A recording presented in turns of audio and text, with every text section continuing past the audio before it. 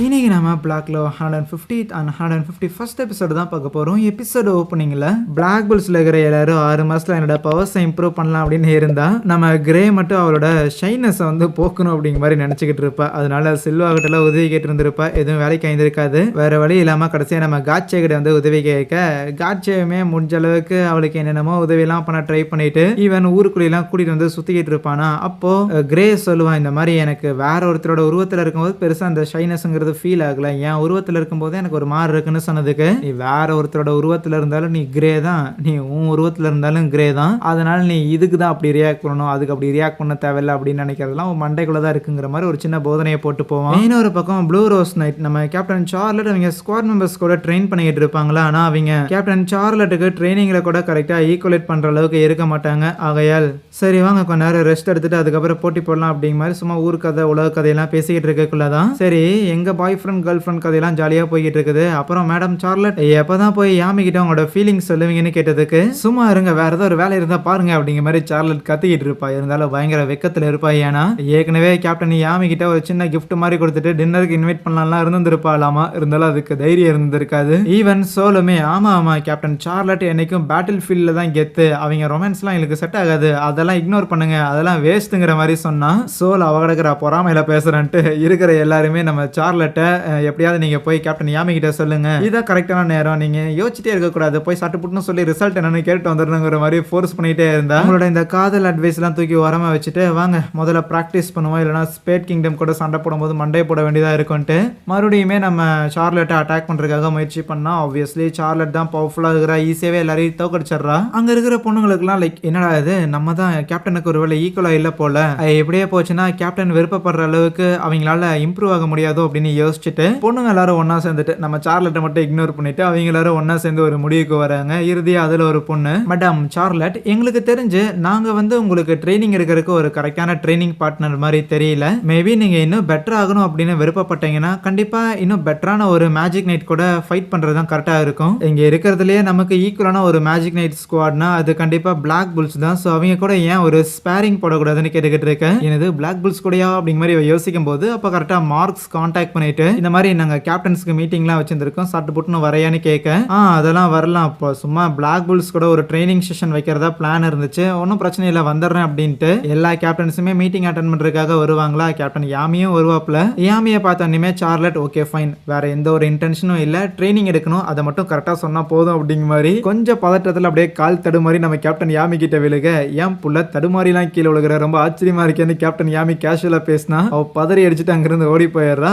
அதுவே மீட்டிங்க்கு wizard king prepare பண்ணிட்டு இருக்கும்போது அப்பதான் மார்க்ஸ் வந்துட்டு இன்னும் கேப்டன் யாமியும் சார்லட்டும் வரக்கு மட்டும் லேட் ஆகுது. சம்திங் அவங்க ஏதோ ஜாயிண்ட் ட்ரைனிங் செஷன் வந்து பண்றாங்களாமா அப்படின்னு சொல்லக்குள்ள இதை கேட்கும்போது நம்ம விசார்ட் கிங்க்கு ஒரு ஐடியா வந்துடும். ஆஹா ஜாயிண்ட் ட்ரைனிங் செஷன்ஸா, ஊர்ல இருக்கிற எல்லாருமே இப்போதைக்கு மேஜிக் நைட்ஸ் மேல கொஞ்சம் நம்பிக்கை இல்லாம தான் இருக்கிறாங்க, ஆகையால் அவங்கள ப்ரொடெக்ட் பண்றதுக்காக எவ்வளவு சக்தி வாய்ந்தவங்க இங்க இருக்கிறாங்க அப்படின்னு நம்ம ஏன் அவங்களுக்கு காட்டக்கூடாது, நம்ம ஏன் கேப்டன்ஸ்க்கு நடுவில் ஒரு சண்டை வைக்க கூடாதுன்னு கேட்பாரு. கட் பண்ணா அந்த ராயல் நைட் செலக்ஷன் எப்படி நடந்துச்சு அதே மாதிரி தான் இப்போ கேப்டன்ஸ் நடுவுலையுமே ஒரு போட்டி நடக்க போகுது. அண்ட் இப்போ நடக்கிற இந்த ஒரு போட்டியை நம்ம மார்க்ஸோட பவரை வச்சு லைக் கிங்டம்ல இருக்கிற எல்லாருமே இந்த போட்டியை லைவா பார்க்க போறாங்க. Captain Nozel, captain Kaiser, captain Jack, captain யாமின்னு சொல்லி இவங்க 4 பேர் ஒரு டீமும், captain Vermillion, captain Charlotte, captain William and captain டொரோத்தின்னு சொல்லி இவங்க 4 பேர் ஒரு டீமா இருப்பாங்க. அப்படின்னா கேப்டன் ரில் எங்கன்னு பார்த்தா நம்ம ரில் இன்னும் அவன் எல்ஃபா இருந்த டைம்ல சார்மி அவனை தோக்கடிச்சிருந்திருப்பான்ல, சோ அந்த டைம்ல சார்மி மேல காதல் வயப்பட்டிருந்திருப்பான் போல. சோ அதனால இன்னும் அதுல இருந்து தெளிஞ்சு வரல. பெருசா அங்க லைவ்ல இருந்து அந்த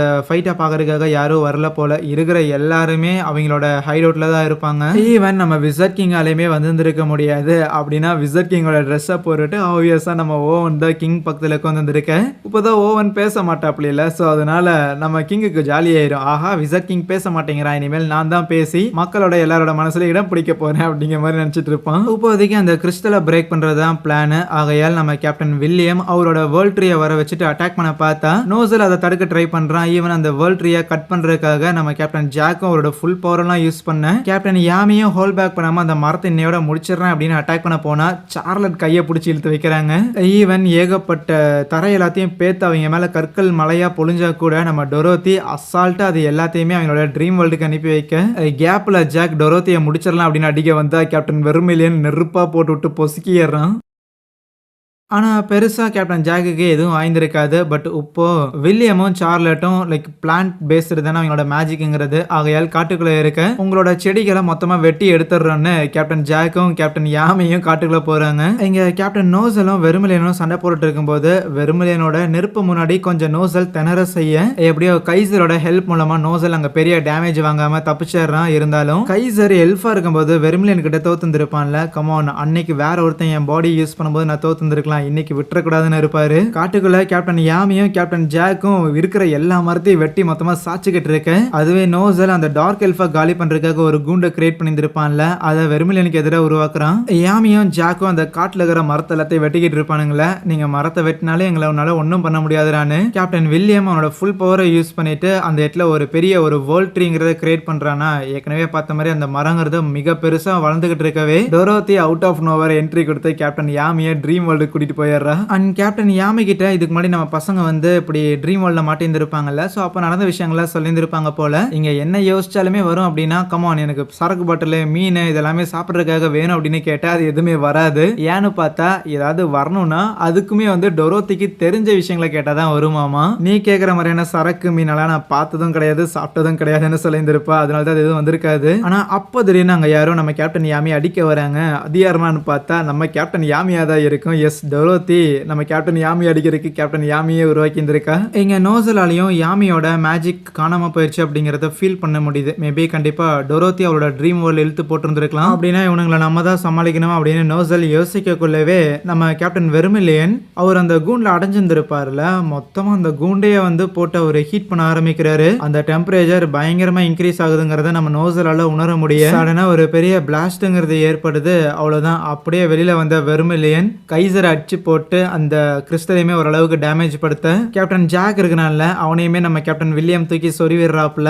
ட்ரீம் வேர்ல்ட்ல கேப்டன் யாமி அவரோட குளோனை தூக்கடிச்சிட்டாரு. ஆனா ஒரே குளோன் மாதிரி அங்க ஏகப்பட்ட குளோனை திருப்பியும் டோரோத்தி வர வைக்கிறாங்க. போதாத குறைக்கு கேப்டன் யாமிக்கு அங்க ரொம்ப நேரம் இருக்க ஒரு மாதிரி தூக்கமா வர ஆரம்பிக்குது. இப்போதைக்கு வேற வழி இல்லாம கேப்டன் நோசல் சிங்கிள் ஆளா இருந்து கேப்டன் வில்லியம் சார்லட் வெறுமில்லியன் சொல்லி 3 பேரை எதிர்க்க வேண்டியதா இருக்கும். லக்கிலி கைசர் உள்ள போந்து சில அட்டாக்ஸை பிளாக் பண்ண செஞ்சாலும் அப்போ நம்ம கேப்டன் வெறுமில்லியன் ஒரு பெரிய ஃபயர் பால் அனுப்ப, டே ஜாக் காமனர் அது வந்து பட்டுச்சுன்னா மொத்தமா முடிஞ்சதுடா, ஒரு காமனரா இருந்துகிட்டு கேப்டனாவும் இருக்கிற உன்னால இவ்வளவுதான் முடியுமாடா அப்படிங்கிற மாதிரி ஜாக் அசிங்கமா பேச அப்போ அந்த ஃபயர் பாலுங்கிறது 2 துண்டு ஆகுது. ஆப்வியஸ்லி கேப்டன் ஜாக் பார்த்த வேலை தான், அவ்வளோ பவர்ஃபுல்லான ஆளு. இங்க கேப்டன் யாமியுமே அவரோட எல்லா க்ளோன்ஸுமே தோக்கடிச்சிருந்திருப்பாரா. இருந்தாலும் பயங்கர டயர்டா இருக்க, என்னப்பா யாமி உன்னோட லிமிட்டை ரீச் பண்ணிட்ட போலயே அப்படின்னு ஒருத்தி சொல்லும்போது, யா லிமிட்டை ரீச் பண்ணிட்டேன்னு நினைக்கிறேன். இருந்தாலும் லிமிட்டை ரீச் பண்றதுக்கு இன்னும் ஒரு சில படிகள் இருக்குது. அந்த ஒரு சில படிகள்ல ஒண்ணுதான் என்கிட்ட இருக்கிற ஒரு புது விதமான ஒரு அட்டாக். வேணும்னா அதை பண்ணிக்காருட்டா, நீ எவ்வளவுதான் என்ன மாதிரியான க்ளோன்ஸ் கிரியேட் பண்ணாலும் அந்த க்ளோன்ஸ் எல்லாமே நீ என்ன இதுக்கு முன்னாடி பார்த்த மாதிரி தான் இருக்குமே தவிர எப்பவுமே தொடர்ந்து நான் க்ரோ ஆயிட்டே இருப்பேன்ட்டு அவர் அட்டாக் பண்றதுக்காக இருக்க வெளியே கேப்டன் நோசல் கைசர் அப்புறம் ஜாக்னு சொல்லி 3 பேர் ஒன்னா சேர்ந்து பெரிய ஒரு டொர்னேடோ மாதிரி ஒன்று கிரியேட் பண்ணியிருப்பானுங்களா. அதுல இருந்து ஏகப்பட்ட அட்டாக்ஸ்லாம் வரும். அண்ட் கண்டிப்பா நாங்களும் தோக்குறதுக்கு ரெடியா இல்லடான்னு வில்லியமும் வெறுமில்லியனும் ஒன்னா சேர்ந்துக்கிட்டு அந்த வேர்ல்ட் ட்ரீயை பெருசா வர வச்சு அதை சுத்தியுமே நெருப்பு கூடவே அந்த சாலமேண்டரை வச்சுமே சில ஃபயர் பால்லாம் ரிலீஸ் பண்ணி கண்டிப்பா தோக்க மாட்டோம்டான்னு வெறிய அடிச்சுக்கிட்டு இருக்க இங்க கேப்டன் யாமி அவரோட டிமென்ஷனல் ஸ்லாஷை பயன்படுத்தி இருந்திருப்பாரு. அந்த டிமென்ஷனல் ஸ்லாஷ் டொரோத்தியோட வேர்ல்டை மட்டும் கட் பண்ணாம ரியல் வேர்ல்ட்ல இருக்கிற அந்த 2 கிறிஸ்டலையும் சேர்ந்து கட் பண்ணியிருந்திருக்கும். ஆகையால் இப்போதைக்கு இந்த ஒரு மேட்ச்ங்கிறது டை ஆயிருந்திருக்கு.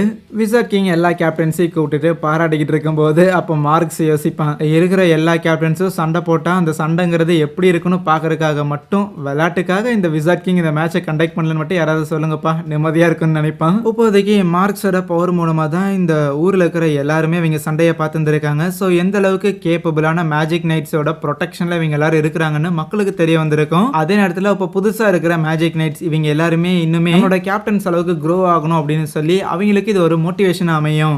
இந்த மோட்டிவேஷனுங்கிறது அவங்க எல்லாருமே க்ரோ பண்ணி கூடிய சீக்கிரம் ஸ்பேட் கிங்டம் எதிர்க்கிறதுக்கு நமக்கு உதவிகரமா இருப்பாங்க அப்படின்னு சொல்லும்போது அங்கே இந்த ஒரு எபிசோடை முடிக்கிறாங்க. எனிவேஸ் கைஸ், வீடியோ பிடிச்சிருந்துச்சுன்னா மறக்காம இந்த வீடியோக்கு லைக் கொடுத்துட்டு அடுத்த எபிசோட மிஸ் பண்ணாம பாருங்க. சேனலையுமே சப்ஸ்கிரைப் பண்ணி வச்சுக்கோங்க. சரியா?